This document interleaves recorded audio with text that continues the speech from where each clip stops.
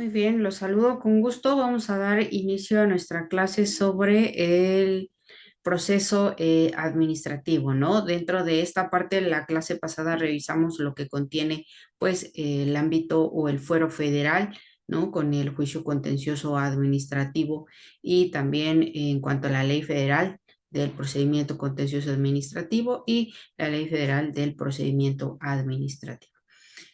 Hoy vamos a ver la diferencia que veníamos manejando sobre ahora reconocer el amparo, ¿no? En materia administrativa, ya que ambos son medios de defensa, pero no son exactamente los mismos.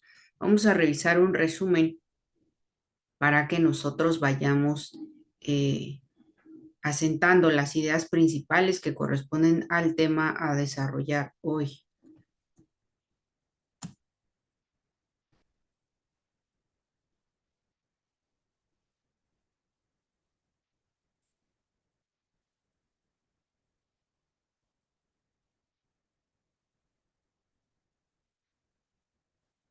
Ok, está cargando. En cuanto cargue, vamos a entender aquellos fundamentos esenciales, ¿no?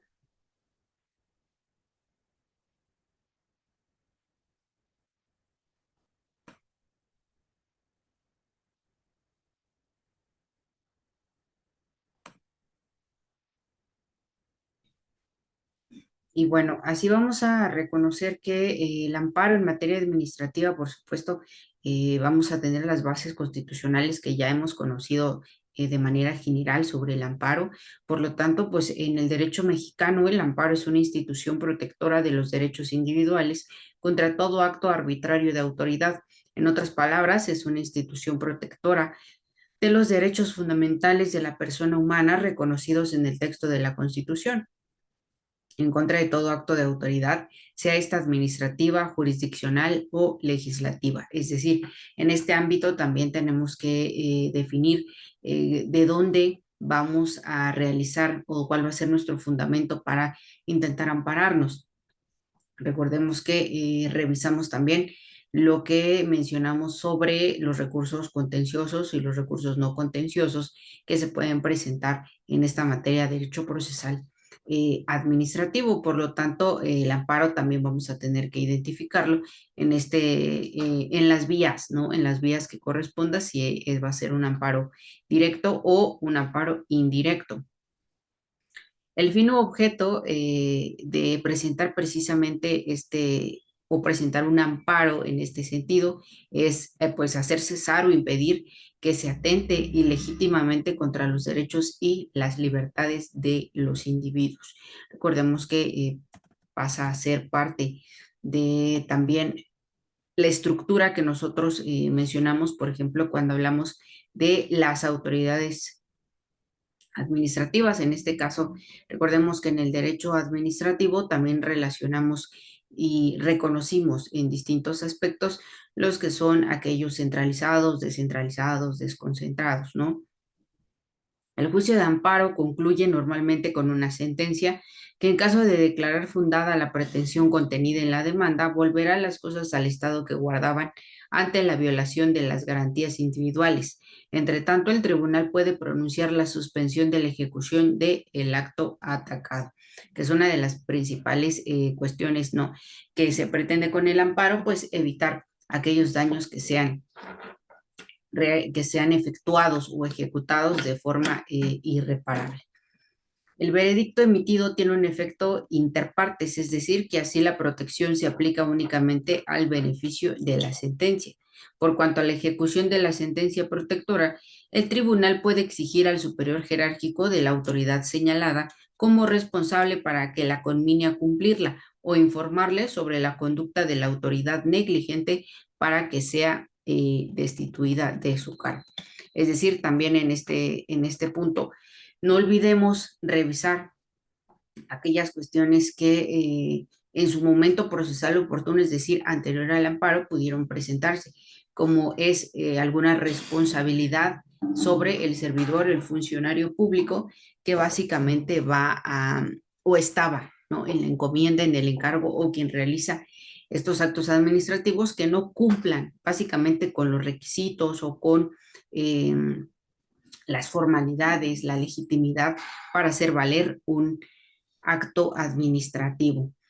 Ahora bien, concebido originalmente como un instrumento de control de constitucionalidad, al paso del tiempo y por interpretación extensiva de las garantías contenidas en los artículos 14 y 16 de la Constitución mexicana, el amparo se convirtió en un medio de control de legalidad, conservando al mismo tiempo su carácter original de control de constitucionalidad. En efecto, según el texto de los artículos 14 y 16, para que la autoridad pueda privar a un individuo de sus derechos, de sus bienes o de su libertad, es necesario que se lleve un proceso previo ante los tribunales competentes, cuya tramitación deberá observar las formalidades esenciales del procedimiento. Además, nadie podrá ser afectado en su persona, familia, domicilio, bienes, sino en virtud de una orden escrita de la autoridad competente en la cual se deberá fundar y motivar la causa legal de dicho procedimiento. Es decir, recordamos una parte en este sentido sobre lo que en materia administrativa podría ser, o en este caso, alguna confusión, ¿no? Porque si bien es cierto que para interponer o al mismo tiempo solicitar, ¿no? Cualquier limitación hacia los derechos de alguna otra persona o de algún tercero, efectivamente se necesita que sea jurisdiccional, es decir, que esté judicializado y que por supuesto venga bajo la autoridad competente, que en este caso eh, ya se pretende dentro del juicio contencioso administrativo. Pero no olvidemos que en materia tributaria van de la mano precisamente con distintos procedimientos administrativos y hay procedimientos en materia tributaria que son de naturaleza administrativa y a veces no se van a necesitar que efectivamente ya esté en este grado de judicialización o que sea contencioso para que se puedan limitar algunos derechos, como lo puede ser el procedimiento administrativo de ejecución. El PAE es un buen ejemplo, pues ya que, por ejemplo, ya que podemos utilizarlo en esta materia tributaria, pero con tintes administrativos, es decir, la base es administrativa y ya en el mismo podremos, o más bien la autoridad fiscal en este caso, ¿no? Ya resultaría en que exija o promueva o ejecute un embargo sin necesidad de que esté precisamente judicializado. En este caso, pues obviamente también está plenamente descrito en la ley procedimental que corresponde a la materia, así que en este caso pues no estaríamos llegando a esta o al cumplimiento de esta amplia esfera, ¿no? De que sea infundado. Sin embargo, puede que no sea operante, pues ya en caso de que no exista o no sea congruente con aquellos medios probatorios que justifiquen la acción y por supuesto podría promoverse un amparo en este caso indirecto, pues ya que no tendríamos una sentencia como tal, pero el medio de defensa seguiría vigente. Ahora bien, es importante que recordemos aquellos aspectos no solo constitucionales que nos trae, por ejemplo, el artículo 103 o 107, sino que revisaremos estos pequeños aspectos históricos del mismo y ya al final vamos a revisar una entrevista sobre ciertas investigaciones jurídicas que contiene nuestro sistema jurídico mexicano para hacer, a finalizar, ¿no? A manera de resumen nuestro tema con el tema de la clase pasada. En esta parte del origen del amparo, pues a pesar de su denominación hispánica, el proceso de amparo fue introducido en el derecho mexicano según el modelo estadounidense de la Judicial Review. Los creadores de la institución inspiraron el sistema judicial estadounidense tal y como este había sido divulgado por Tocqueville en su obra Democrática en América y por las colaboraciones publicadas bajo el rubro de El Federalista por tres independistas norteamericanos. Ahora, nuestra Constitución de 1841, por supuesto, es, de Yucatán, es la que se contiene los avances principales, ¿no? Ya que en 1840 se encuentra el primer instrumento protector de la constitucionalidad. Según los artículos 9 y 62 de dicha constitución, persiguen dos objetivos. controlar la constitucionalidad de los actos de la Asamblea Legislativa y del gobernador y proteger los derechos de los ciudadanos en contra de actos que cualquiera que sean la autoridad los haya dictado o ejecutado, incluidas las autoridades judiciales. Esto nos lleva a el Acta de Reformas de 1847, es decir, distintos avances de esta protección de la constitucionalidad, pero hasta el Acta de Reforma de 1847 es la que estableció el amparo a nivel federal y este documento otorgaba la Suprema Corte facultades para proteger a todo habitante de la República en ejercicio de los derechos concedidos por la Constitución contra todo ataque de los poderes ejecutivo y legislativo. La Constitución de 1857 es la que finalmente consagró de manera definitiva el amparo. Sin embargo, no fue hasta 1862 que se adoptó una ley para la aplicación del texto de los artículos 101 y 102 constitucionales, cuyo objetivo era la protección de las garantías individuales. Una vez establecido en México el amparo, fue asimilado con un instrumento de tutela de los derechos individuales por diversos países de América Latina. Actualmente, el amparo existe en un importante grupo de naciones, entre las cuales podemos mencionar Argentina, Bolivia, Costa Rica, El Salvador, Guatemala, Honduras, Nicaragua, Panamá, Paraguay, Uruguay y Venezuela. Ahora, ¿cómo conectamos esto en la parte administrativa? Bueno, esa es una parte histórica donde la historia del amparo administrativo puede ser dividida en 4 periodos para la forma más fácil de su estudio. El número 1 tenemos desde el establecimiento definitivo del procedimiento de amparo a 1919. ¿Qué sucede en esta época? Pues se puede hablar de un periodo judicial que abarca desde la creación de la institución hasta la publicación de la Ley de Amparo de 1919. En esta fase, todos los actos administrativos eran juzgados por los tribunales del Poder Judicial Federal. Sin embargo, criterios que no podían ser atacados ante dichos tribunales eran impugnados por un medio de amparo. Es donde también concretamos, ¿no?, este primer periodo en materia judicial. A respecto de esto, una interpretación extensiva del artículo 14 de la Constitución de 1857 abrió la posibilidad de impugnar a través del juicio de amparo las sentencias judiciales pronunciadas por los tribunales ordinarios en materia administrativa.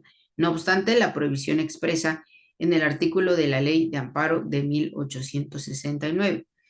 La interpretación de los artículos 14 y 97 de la Constitución de 1857 se hizo en el sentido de dar al Poder Judicial Federal control de la legalidad de los actos de administración activa, dando al amparo una gran fuerza en materia de control constitucional, con lo cual se frenó el desarrollo de un contencioso administrativo autónomo. Para explicar esta función, se sugieren aquí 3 tesis importantes. Es decir, en este punto se habla de que el amparo empieza a tomar fuerza en materia de control constitucional, pero precisamente bajo la interpretación o bajo la misma materia, porque recordemos que en este sentido la administración pública es quien emite distintos actos administrativos que en su momento podrían ser defendidos por este juicio de amparo.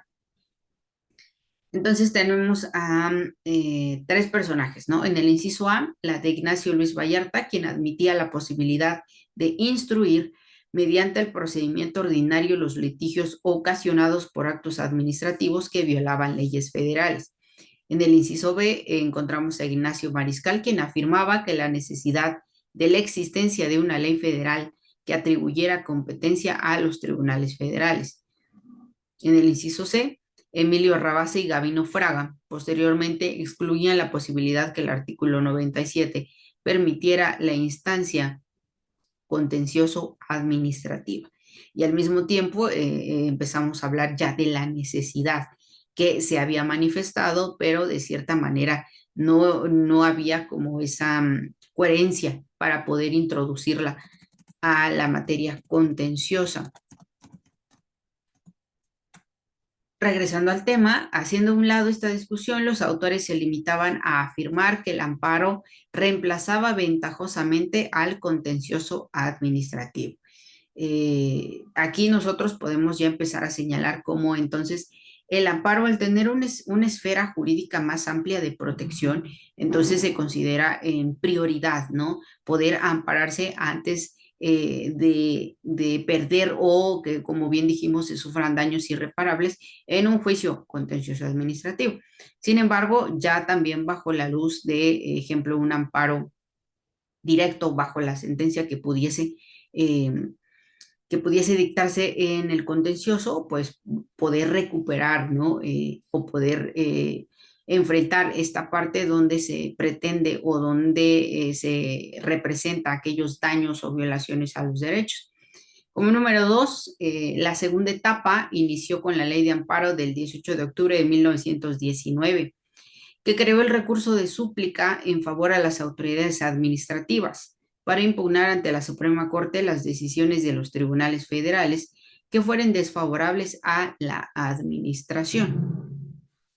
Ojo, aquí estamos hablando que desfavorables a la administración, es decir, en cuanto, por ejemplo, la persona moral, en este caso el Estado, en representación de su propia administración y soberanía al mismo tiempo. En esta misma época también fue creado el Tribunal Fiscal Federal por la Ley de Justicia Fiscal el 27 de agosto de 1937, como un tribunal administrativo independiente de toda autoridad administrativa. A partir de este año, los litigios administrativos fueron divididos entre aquellos susceptibles de ser impugnados ante los jueces de distrito y aquellos que podían ser combatidos directamente ante el Tribunal de Justicia Fiscal, cuyas sentencias definitivas podrían ser, en este caso, acatadas por la vía de amparo. Aunque cabe señalar que en ambos casos se debió utilizar el procedimiento de amparo directo, dado que las sentencias del tribunal eran consideradas como actos formalmente administrativos.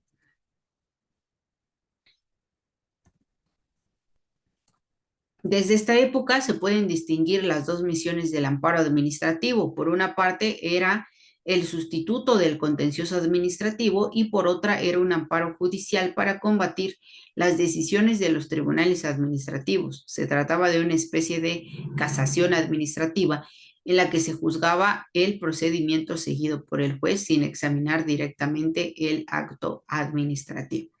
En muchos aspectos se trataba únicamente de detectar, ¿no? En este sentido, esas fallas o esas violaciones procesales que se cometían en los juicios contenciosos administrativos. Sin embargo, como bien se menciona, en algún punto, pues este amparo que solía presentarse, se creía que podría ser una sustitución, pero pues no, existen diferencias para los intereses para presentar, ¿no? Un contencioso o un amparo.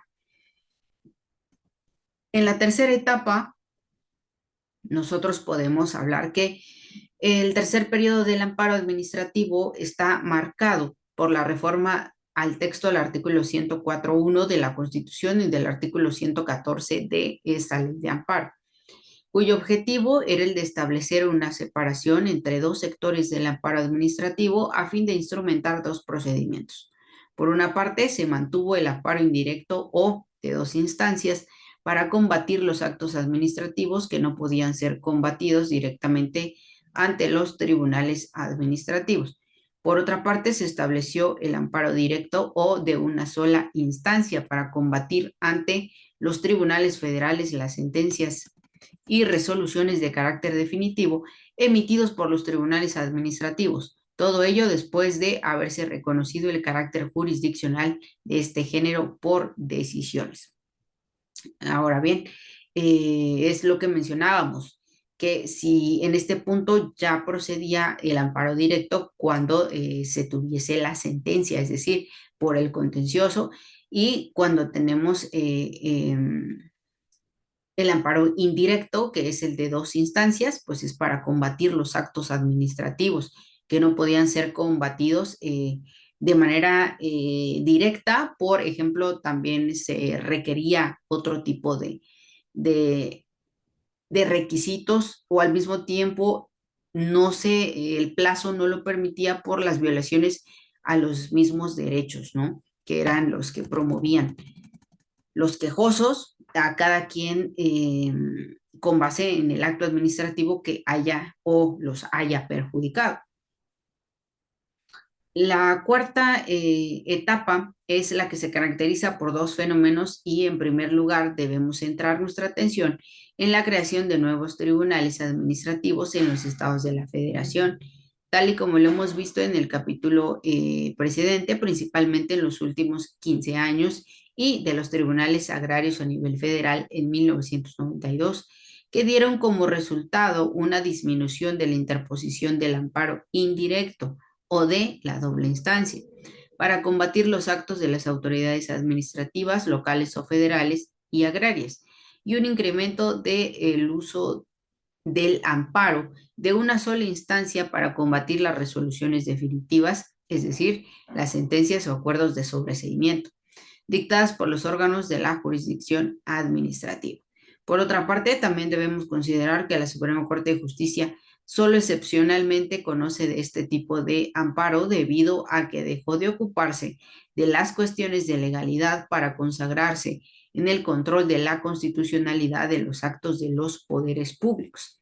Aquí viene de donde platicábamos sobre la administración pública y cómo está estructurada precisamente para realizar cada uno de sus actos, de sus enmiendas o efectivamente de la representación que pueda tener como instancia, como órgano administrativo, como autoridad administrativa, cómo reflejar, ¿no? Esta protección constitucional también.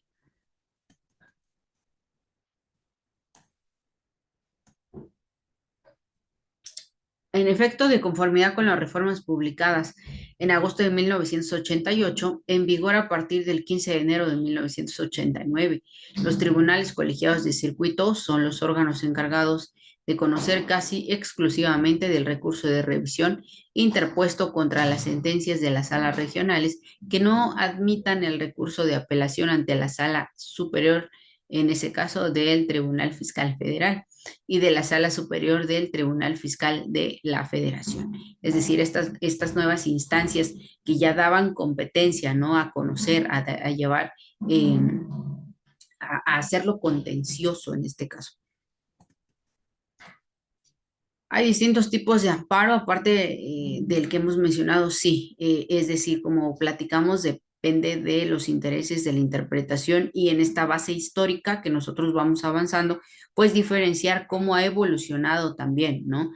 Las ramas o los sectores del amparo. El amparo comporta actualmente 5 ramas o sectores y está el amparo contra leyes, el amparo de libertad, que en México corresponde al habeas corpus, es decir, comparamos en este sentido con el sistema anglosajón, ya que el amparo judicial, equivalente al recurso francés de casación, el amparo agrario, la institución de protección contra las violaciones de la legislación sobre la reforma agraria y finalmente el amparo administrativo que funciona como sustituto del contencioso administrativo. Esa es la parte que vamos a debatir al final, ¿no? De nuestra clase. La amplitud actual del amparo se explica por la gran liberalidad de la interpretación de los artículos 14 y 16 de la Constitución, la cual ha permitido que el amparo se convierta en una institución de control de la legalidad de todo tipo de actos sin importar la autoridad que lo emitió, ya sea una cuestión administrativa, legislativa o judicial, en este caso, salvo la Suprema Corte y en algunos casos los tribunales colegiados de circuito. De este modo, la violación de cualquier disposición legal puede ser considerada como una violación del artículo 16 constitucional, dando la posibilidad al particular agraviado de demandar la protección de los tribunales federales a través de la invalidación del caso particular. Esta función o empleo del amparo provocó su utilización excesiva y, en consecuencia, la concentración y el regazo de los asuntos de los tribunales de amparo, y particularmente en la Suprema Corte. Recordemos que, pues en este sentido, la Suprema Corte de Justicia ya contaba con esta facultad de atracción, es decir, de conocimiento sobre la materia o sobre el amparo en el que, o el que se presentaba, ¿no? Ahora, las modalidades que podríamos encontrar en el amparo administrativo. Como hemos mencionado, el amparo en materia administrativa presenta dos modalidades. Uno, como la derivación de su utilización para atacar los actos de las autoridades administrativas que afectan los hechos de los particulares. El amparo administrativo es en un sustituto del contencioso, pero en aquellos casos en los que los actos de la administración no sean susceptibles de ser impugnados ante los tribunales administrativos locales, ya sea porque estos simplemente no existan o bien porque solo posean competencia limitada, o en los casos en el que el tribunal o los tribunales agrarios sean incompetentes. Así, los tribunales judiciales federales garantizan el respeto de los derechos de los administrados. En el segundo, tenemos que el amparo contra las decisiones de los tribunales administrativos está destinado a examinar la legalidad de dichas sentencias y resoluciones de manera parecida al recurso de casación. Recordemos que aquí en México no podemos llamarlo recurso porque a nosotros nos corresponde a, al juicio de amparo, ¿no? Llamado y reconocida como nuestra tercera instancia. Esto explica por qué en México los tribunales judiciales federales examinan en última instancia por la vía de juicio de amparo, que como hemos dicho funciona como esta medida de protección, ¿no? Las sentencias definitivas dictadas por los tribunales administrativos federales y locales. Así, el juez de amparo es al mismo tiempo juez de derecho común y juez constitucional. Todo litigio administrativo puede venir ante él, ya sea directamente cuando no exista otro órgano jurisdiccional competente, o bien por la vía en la que la casación, cuando dicho litigio hubiera sido planteado en principio a otro juez o tribunal. Ahora viene el tema que estábamos mencionando, ¿no? ¿Cómo diferenciamos entonces que se tenga que hacer contencioso ante el tribunal o bien presentar directamente al amparo? El amparo en materia administrativa es el medio del cual disponen los particulares para protegerse contra la arbitrariedad administrativa en los casos en que no hay ningún proceso contencioso administrativo a su disposición. Este amparo comprende el examen por parte del juez y de los actos y resoluciones de carácter administrativo que violenten los derechos fundamentales consagrados por la Constitución. Es necesario agregar que a nivel federal, el juez de amparo en materia administrativa posee la calidad de juez de derecho común, es decir, que es competente para conocer de todas las controversias en materia administrativa que no hayan sido atribuidas por un texto legal a otro órgano jurisdiccional. El contraste, el Tribunal Fiscal de la Federación y los tribunales agrarios solo son jueces de atribución debido a que son competentes para juzgar los litigios en materia fiscal y administrativa en virtud de un texto expreso, sea este el Código Fiscal de la Federación, la Ley Agraria, la Ley Orgánica del Tribunal de Justicia Administrativa o aquella de los tribunales agrarios o una ley especial. Recordemos que habíamos recomendado desde el inicio que la circunstancia en la que nosotros pretendamos iniciar un proceso contencioso o no contencioso, tenemos que revisarlo en la ley especial.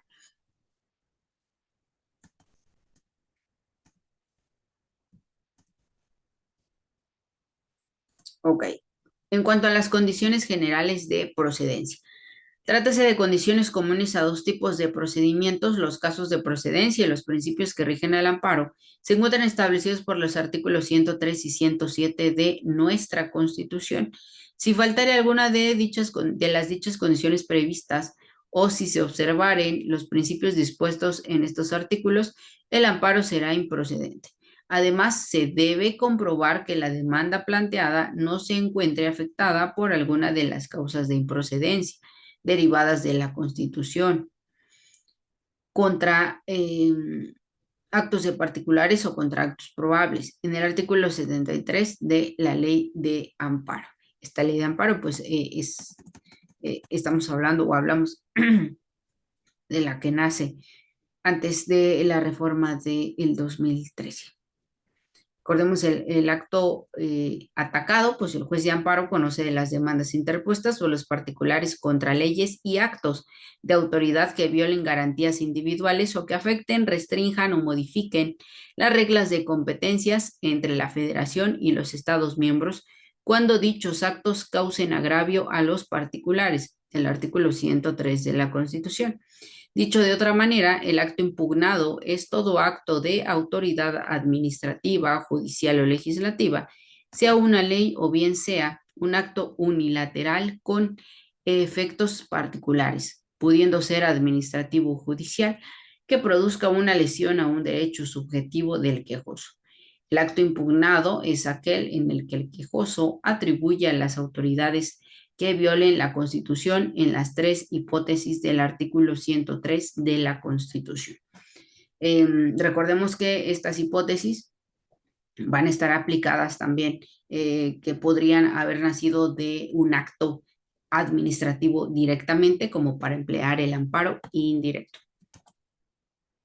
Ok, las partes en el amparo son los que siguen mencionando nuestra ley vigente del artículo 5 sobre sobre la ley de amparo, ¿no? Considera como partes en el proceso al actor, a la autoridad responsable, al tercero perjudicado y al Ministerio Público. Recordemos que el actor tiene precisamente el sinónimo de ser el quejoso.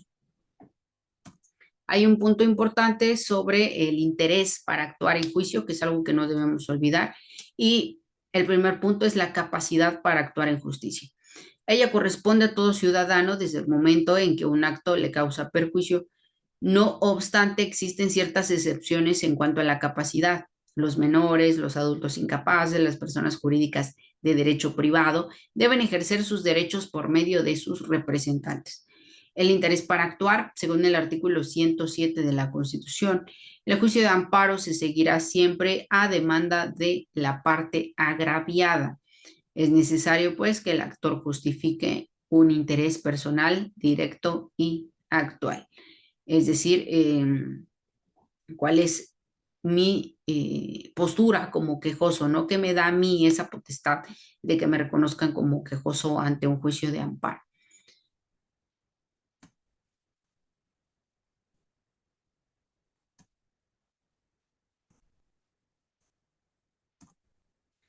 Procedencia del amparo como contencioso administrativo. En materia administrativa pueden ser atacadas por vía de amparo las decisiones que causen un perjuicio que no pueda ser reparado por ningún recurso o medio de defensa legal. No es necesario agotar los recursos cuando la ley que los contiene exija para conceder la suspensión del acto ha atacado un mayor número de formalidades que las requeridas por la ley de amparo como condición para que se decrete la suspensión de la ejecución del acto atacado. Recordemos que existe, por supuesto, en este medio de defensa, ¿no? Como contencioso administrativo dentro de la materia. Cuando el acto de una autoridad administrativa sea atacado, se debe presentar la demanda ante el juez de distrito, en cuyo distrito judicial se encuentre el domicilio que tenga lugar la ejecución del acto impugnado. Cuando el acto sea ejecutado en varios distritos, será competente el juez de distrito que prevenga. Si el acto no contiene un principio de ejecución, será competente el juez en cuyo distrito tenga su domicilio la autoridad en que haya dictado. Ok. Aquí también nosotros ya pusimos un ejemplo sobre lo que puede suceder en cuanto al amparo indirecto, y este mismo puede tener distintas, eh, ¿cómo podríamos llamar? Distintas consecuencias, ¿no? Aquí nosotros vemos lo que contiene los efectos sobre precisamente la presentación del amparo cuando ya ha sido admitido en especial, ¿no?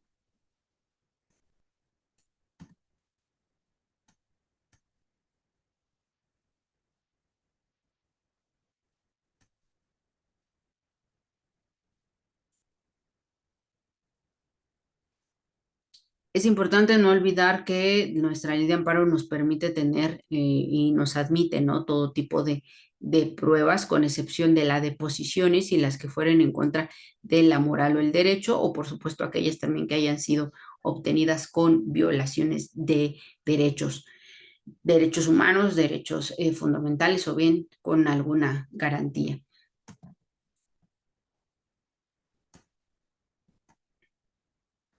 Bien, estos procedimientos nosotros podemos observarlos directamente en nuestra ley de amparo, ¿no? Donde ya corresponde que estas vías, ¿no? Ya conceden la posibilidad de el medio de defensa.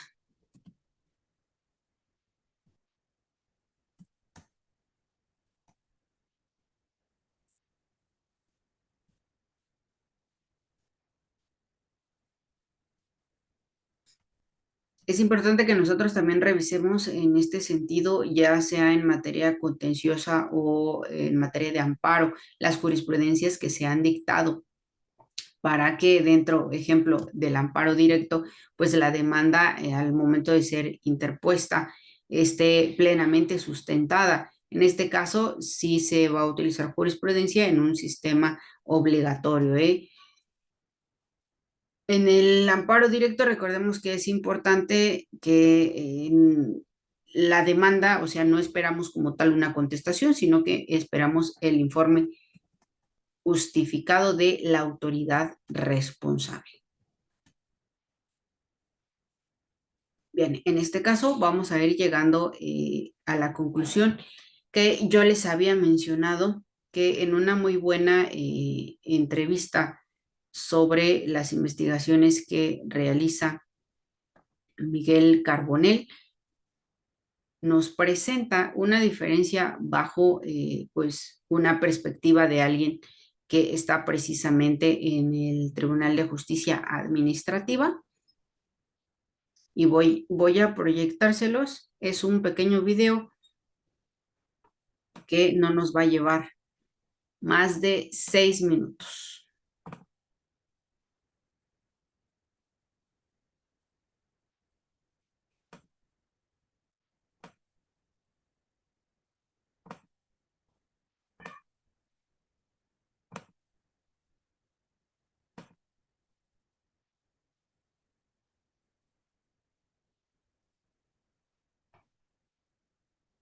De la Constitución mexicana, como el artículo 73, por otro lado, de la propia Constitución, generan las bases constitucionales, ojo, esto es muy importante, las bases constitucionales del juicio de amparo y de la jurisdicción contencioso administrativa federal respectivamente. Aquí hay un tema que te quiero plantear, Carlos, en el sentido de decir, bueno, si tenemos bases constitucionales, que la sentencia además detalla y analiza con cierto grado de especificidad, ¿cómo juega esto frente a una ley que de pronto diga o establezca supuestos de procedencia o de improcedencia distintos a los que están contemplados en la Constitución o en la propia ley reglamentaria de estos artículos 103 y 107 en materia de amparo? La sentencia también lo aborda. Ayúdanos a entender esta parte, Carlos, por favor. Pues mira, precisamente el primer problema, no problema, el primer punto que encontramos en coincidencia, los dos son medios de defensa, derivan de precisamente lo previsto en el artículo 17 de la Constitución y 25 de la Convención Americana, para que los justiciables tengan la posibilidad de acceder a un órgano jurisdiccional que resuelva los conflictos. Pero no quiere decir que son medios de defensa idénticos, porque si no, no tendría ningún sentido tener un juicio de amparo y un juicio contencioso que pues, van a llevarte exactamente al mismo resultado. Ya nada más prácticamente sería elegir quién quieres que conozca, un tribunal fiscal o un juez de distrito. La realidad es que el juicio de amparo, su regulación constitucional está hecha y la naturaleza del mismo juicio, de hecho, es esta misma. Es un medio de control de la Constitución, es para asegurarnos a nosotros como gobernados que el juicio de amparo va a ser una garantía de que todas las demás disposiciones que prevé la Constitución y las leyes que de ella emanan se van a cumplir. El juicio contencioso, aunque está igualmente previsto en la Constitución, su naturaleza es totalmente otra. Su naturaleza es la de que el particular tenga un medio de defensa para objetar o impugnar los actos que emite la Administración Pública Federal única y exclusivamente. Ha habido algunas extensiones con algunas variantes de la Administración Pública Federal, pues estaba, por ejemplo,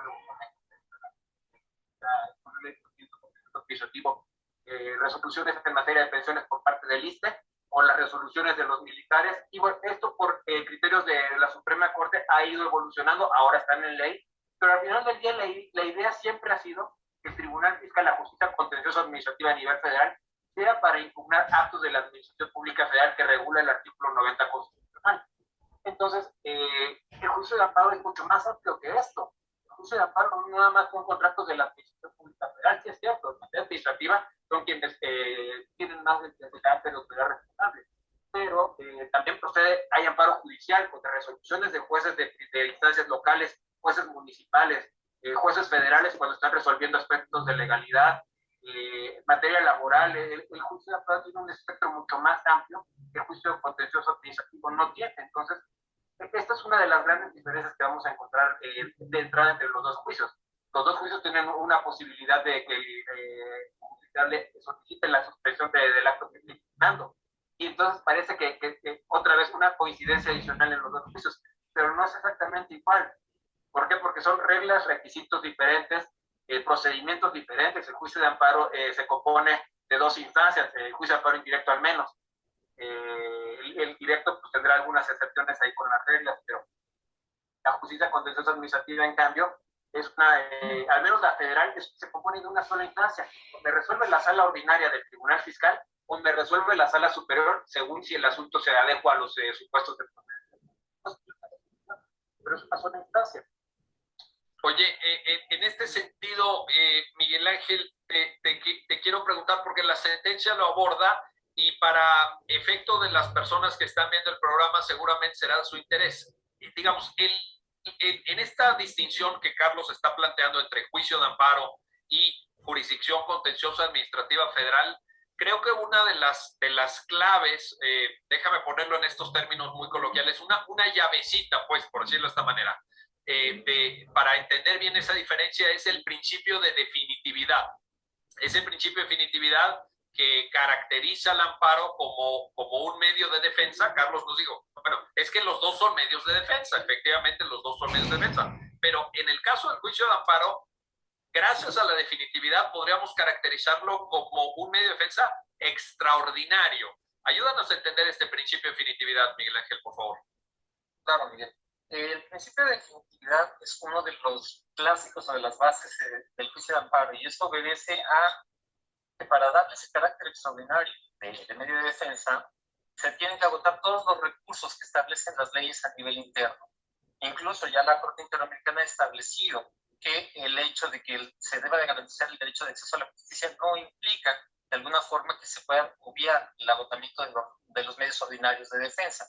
Y esto tiene una razón de ser. Finalmente, si las normas si las leyes y los reglamentos prevén en sus disposiciones algún tipo de recurso por el cual se pueda revocar, modificar el acto, es necesario que este se deba de agotar en forma previa. ¿Por qué? Porque el juicio de amparo se encarga de la protección de derechos fundamentales reconocidos tanto en la Constitución como en los tratados internacionales, y no se puede necesariamente entrar a aspectos de legalidad, sino a través de la violación de este tipo de derechos. En cambio, en los medios ordinarios de defensa sí se puede abordar la legalidad, sería fundamentación, motivación, fallas en el proceso de creación de alguna norma, como en este caso se reclamaba, que no se cumplió con el procedimiento establecido, etc. Entonces, el principio de definitividad es eso que garantiza, o digamos, depura un poco el acceso al juicio de amparo a partir de los recursos ya existentes en la norma. Sí, hay casos de excepciones que establece la propia Constitución, que establece la ley de amparo, y a nivel jurisprudencial se han establecido. Ok, eso es en cuanto a donde menciona también que precisamente de acuerdo a derechos humanos nosotros protegemos, nuestro sistema es muy garantista, por lo tanto protege este acceso a la justicia de manera formal y de manera legítima, pero esto no significa que tengamos que saltarnos los principios del amparo en materia administrativa como para llegar directamente a ellos, ¿no? Esta sería toda la exposición de acuerdo al tema que nos corresponde. No sé si exista alguna duda, si no podemos ir cerrando nuestra sesión.